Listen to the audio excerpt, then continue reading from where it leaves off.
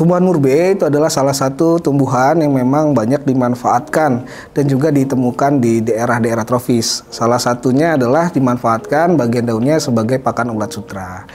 Jadi sebetulnya jika kita bicara tentang kanker, terutama kanker serviks, di tahun 2022 kanker serviks itu menempati urutan kedua tingkat kematian yang sangat besar di dunia. Bahkan di Indonesia itu mencapai 243.000 tingkat kematian pada wanita. Nah, kanker itu adalah salah satu penyakit yang disebabkan karena adanya sel yang tumbuh secara abnormal. Jadi sel kanker tersebut tumbuh secara terus-menerus dan dapat menyebabkan kerusakan pada jaringan.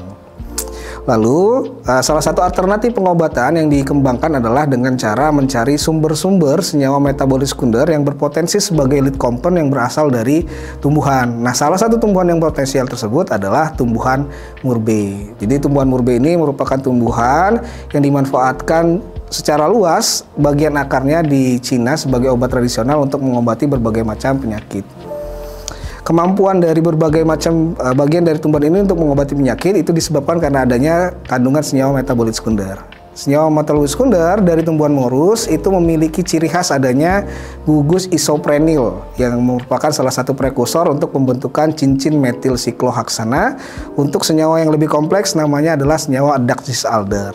Nah, salah satu senyawa adak disalder yang ditemukan itu adalah quanon J, di mana senyawa ini terbukti dapat membunuh sel kanker secara signifikan.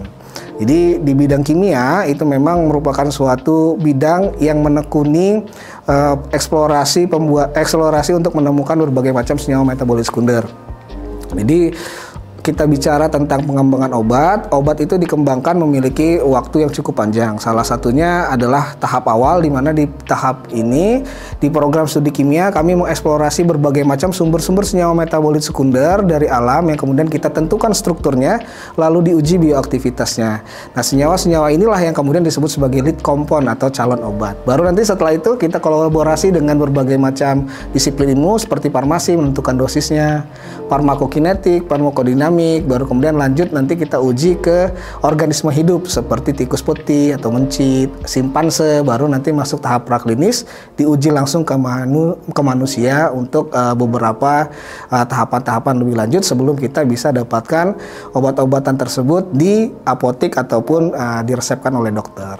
Sehingga memang betul pengembangan obat itu merupakan salah satu proses yang cukup panjang sehingga membutuhkan banyak sekali kolaborasi dari berbagai bidang disiplin ilmu. Nah, pertanyaannya, Pak Awan, apakah bisa kita langsung mengkonsumsi tumbuhan-tumbuhan herbal yang memiliki khasiat untuk mencegah penyakit kanker, terutama untuk kanker serviks? Ya, jawabannya adalah tentu tidak ya. Karena apa? Karena kandungan senyawa metabolit sekunder yang berpotensi di dalam tumbuhan tersebut tidak selalu memiliki dosis yang dibutuhkan untuk langsung membunuh penyakit kanker. Sehingga perlu dikembangkan potensi dan juga perlu dikembangkan lebih lanjut apa saja kandungan senyawa metabolitnya, bagaimana mekanisme kerjanya, dan juga eksplorasi lebih lanjut lainnya. Nah, di bidang keahlian kami di Kimia Hayati, program studi kimia, bidang yang menekuni ini adalah kimia organik bahan alam dengan topik bioorganik. Seperti itu. Jadi, memang untuk mengeksplorasi berbagai macam obat itu dibutuhkan cukup banyak waktu, funding juga, dan juga peneliti untuk berkolaborasi sehingga didapatkan suatu obat. Nah, murbe ini adalah salah satu tumbuhan yang sangat potensial. Kenapa? Karena dia punya ciri khas senyawa golongan adak disalder. Nah, golongan senyawa adak disalder ini mengkombinasikan dua golongan senyawa fenolik. Seperti quanon J itu mengkombinasikan antara suatu senyawa flavonoid dengan flavonoid, bisa stilbenoid dengan arilbenzofuran dan lain-lain. Nah, senyawa-senyawa ini memiliki ciri khas adanya cincin metil sikloheksana yang memang berpotensi untuk menghambat atau membunuh sel kanker serviks dengan cara menginterferensi DNA sehingga menyebabkan proses dari apoptosis itu dapat terhenti. Kira-kira itu adalah gambaran secara umum bagaimana potensi dari tumbuhan murbe ini untuk menjadi salah satu sumber senyawa metabolit sekunder yang kemudian dapat dikembangkan menjadi obat anti kanker serviks di masa depan. Tanya pakar bukan katanya-katanya.